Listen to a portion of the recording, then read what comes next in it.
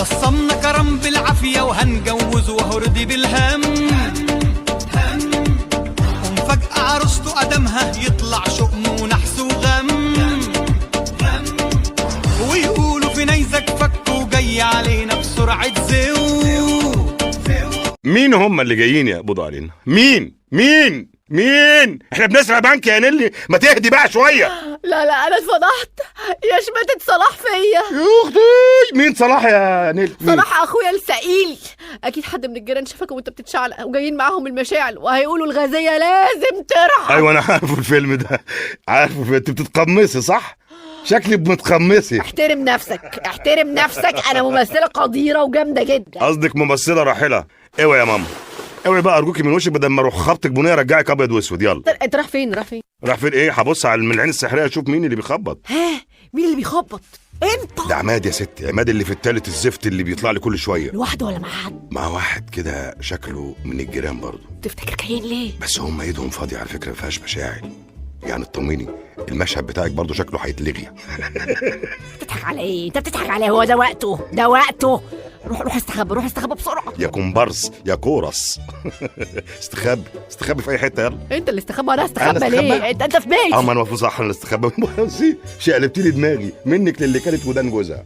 استخبى فين؟ طب استخبى فين؟ خش تحت السرير بسرعه. السرير ما فيهوش تحت اصلا. انا هستخبى في الدولاب. الدولاب لا طبعا، انت مجنون. ما هو انا مش هينفع استخبى في الكومودينو بتاعك ده. خلاص روح لجنينه اقعد جنب بوسينه، ولو حد دخل عليك قول له انا وقعت من البلكونه. ايه رايك؟ حلوه دي. بقول لك ايه، انا هقف ورا الباب ولو ما فتحتيش هفتح انا. يلا اتحركي. حاضر.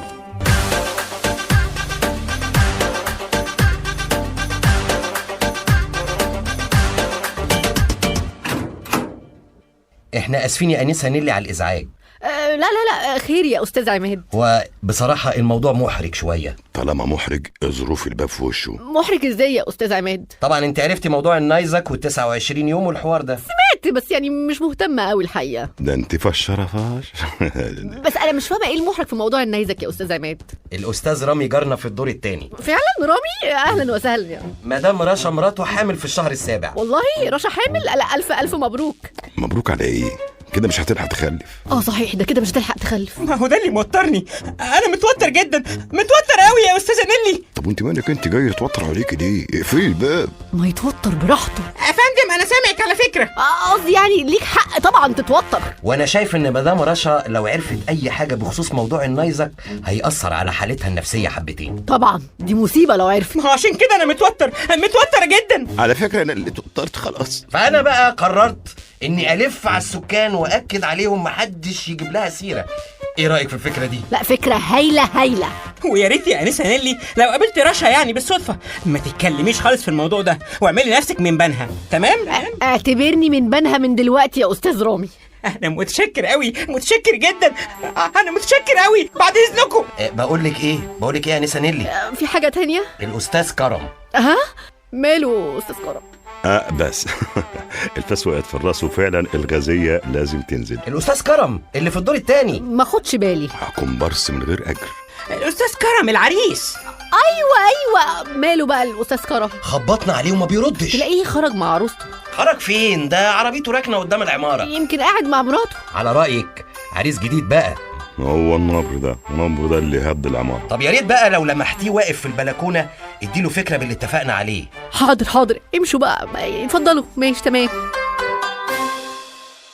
ياني. صباح الخير يا ست راشي. اهلا يا صباح، ازيك؟ انت زعجتي عليا من شويه. ايوه عايزاكي تنضفي الشقه قبل ما رامي يرجع من الشغل. فاضيه ولا ايه؟ هيكون ورايا ايه بقى؟ ما خلاص خلصت. هي ايه اللي خلصت؟ ادخلي يا صباح مش قادره اقف. عيني. حاضر يا ست راشي. في ايه يا رامي؟ مصيبه يا عماد. صباح مرات متولي. مالها؟ دخلت عند رشا تنظف البيت. الله، ما احنا اكدنا على متولي ما يجيبش سيره. وتفتكر انا صباح هتمسك لسانها؟ دي بتموت في الرغي. طب انزل بسرعه قبل ما تبوظ الدنيا. ما انا المفروض يعني في الشغل. يا سيدي قول لها جالك اسهال، امساك، اي حاجه رجعتك. ما هو انا فعلا عندي اسهال، انا مش بكذب. انا متوتر جدا. طب يلا انزل بسرعه. حاضر.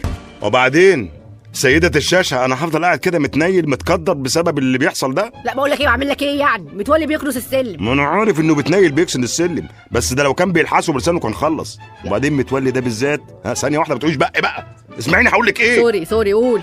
هقول لك متولي بالذات ما ينفعش إن أنا أطلع قدامه، ده الوحيد اللي كان بيوصلني وهو اللي مشبك لي صوابعه. هو أنت جاي تنقذني ولا تفضحني بقى؟ الله، ما أنا ما لقيتش حاجة تنيل أتشعبط عليها غير هو الزفت متولي ده، أعمل إيه؟ بص انت احسن حاجه تقعد هنا لحد ما السكان يتخمدوا، انا مش ناقص قلق ونوش. يا ريتني كنت سبتك اتنيلتي اتخنقتي. ذنبي ايه انا اقعد هنا بس يا نهار اسود، ده الموبايل فوق وما عندكيش دش وحاجه تقرف. ايه العيشه الغم اللي انت عايشاها دي؟ انت فنانه انت. على فكره كده الثواب اللي انت عملته هيروح منك، واحنا وقتنا ضيق عايزين نجمع اي حسنات. يا ستي انا هجمعهم بمعرفتي، انا هجمعهم، بس سيبيني امشي من هنا، انا ليا طريقه في تجميع الحسنات. الله انا مش فاهمه انت ملهوف على شقتك كده ليه؟ ما انت هتطلع تتلقح على الانتريه زي ما انت بتلقح هنا. متلقح وانت ست انتريه عادي؟ يا خساره يا كرم، اتبهدلت على اخد ايامك من واحده يعني ما بتنطقش، صامته ملهاش اي لازمه في تاريخ السينما المصريه خالص. قصدك ايه يعني؟ ان انا نكره وما سواش حاجه؟ غوريا انت اسمك ايه؟ غوري يا حاج، غوري من وش السعاده، الله يخليكي. طب بقول لك ايه، تعال نفرفش كده، مش عايز تشرب حاجه؟ اعمل لك شاي، قهوه، نسكافيه، حاجه كده. ايه انت مجنونه يا بنت على فكره، والله مجنونه. اعملي اي حاجه، يلا روحي. طيب ماشي. لا لا لا لا، انا زعلان جدا يا استاذ عماد. الله، ليه بس يا استاذ توفيق؟ يعني انت اخدت القرار ونفذته من غير ما ترجع لي؟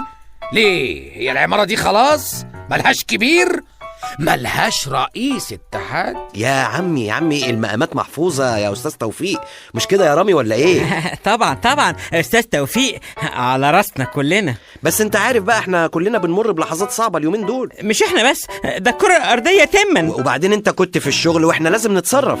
شغل إيه بس؟ دي الوزارة كلها واخدة أجازة مفتوحة، أنا قضيت اليوم كله على القهوة. وعموما حصل خير، واديك عرفت مشكلة مدام رشا. طيب أنا شايف إن إحنا ننزل تنبيه في لوحة الإعلانات. لا لوحة الإعلانات إيه؟ أنا كده هتوتر. لا أرجوك يا أستاذ توفيق، ما كده رشا هتقرا التنبيه، إحنا كده بوظنا كل حاجة. خلاص نوزع منشورات في سرية تامة. ايه ده يا رامي، انت بتنيل ايه يا استاذ توفيق؟ ده كلام يا استاذ توفيق. خلاص احنا نبهنا على السكان كلهم. لا الكلام ده ما ياكلش معايا. طب ايه اللي ياكل معاك؟ انا هبلغ السكان بنفسي. لا كده كتير، انا بفكر جديا اعزل من العمارة دي. انت فين يا متولي من الصبح؟ خير يا استاذ كرم. المدام صوتها اتنبح، عمال تنده عليك يا متولي. ايوه يعني اللي بتنده دي المدام بتاعت حضرتك. امال هتكون بتاع مين؟ بتاعت الجيران؟ ايوه المدام بتاعتي. انت سمعت حاجه يا صباح؟ هتصي في نظري ان كنت سمعت حاجه. انت رايح فين؟ هطلع لها اشوف عايزه ايه. تطلع لمين؟ هي ما بتفتحش الباب الا مره واحده في اليوم بس. طيب انت ما عارفش هي كانت عايزه ايه؟ المدام كانت عايزه، ايوه كانت عايزه ب10 جنيه عيش بلدي، وب10 جنيه عيش بوطه، عيش بني. يعني اجيب لها عيش بلدي وعيش بني الاثنين؟ ايوه اللي بتحب تاكل، هي بتحب تاكل عيش. طب ممكن اطلب منك طلب يا استاذ كرم؟ عايز ايه؟ يعني بعد اذن سعادتك تنقل العربيه الناحيه الثانيه عشان استاذ توفيق مصدعني من صلاحيه ربنا. بقول لك ايه يا متولي، من هنا ورايح انا رئيس اتحاد ملاك نفسي، فاهم يعني ايه؟ فاهم. والعربيه دي مش هتتحرك من هنا، تفضل في مكانها لحد ما النيزك يجي ويفرتكها ويفرتكنا كلنا، انت فاهم ولا لا؟ بقول لك ايه، على العموم انت عندك العيب يا استاذ كرم، وانا هخلي لك العربيه عروسه. بت يا صباح، هاتي جردل الميه وحصلينا على العربيه. من عيني.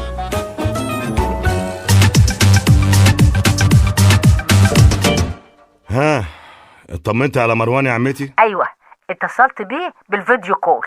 لا وعرفت كمان الفيديو كول يا عمتي؟ يا اخوي بتضحك على ايه؟ طبعا عرفت. طيب وعامل ايه في المصيبه اللي احنا فيها دي؟ واقف في الطابور في كندا. في كندا في الطابور زينا كده؟ ده طابور ملوش اخر، يجي 20 كيلو. والطابور ده رايح فين؟ الاب يحجزوا مكان لرحله المريخ. مروان هيروح المريخ؟ ايوه كله هينفد بجلده. يعني يسيب امه اللي شالته 9 شهور ويكت على المريخ؟ ينفع كده؟ انا ما كنتش اعرف ان ابنك واطي كده يا نحمده. لا ما هو هيحجز لي معاه. يعني انت وابنك هتخلعوا على المريخ؟ ايوه خلاص انا هاخد توك توك بقى واطلع استخبى في السبتيه. سلام يا عمتي.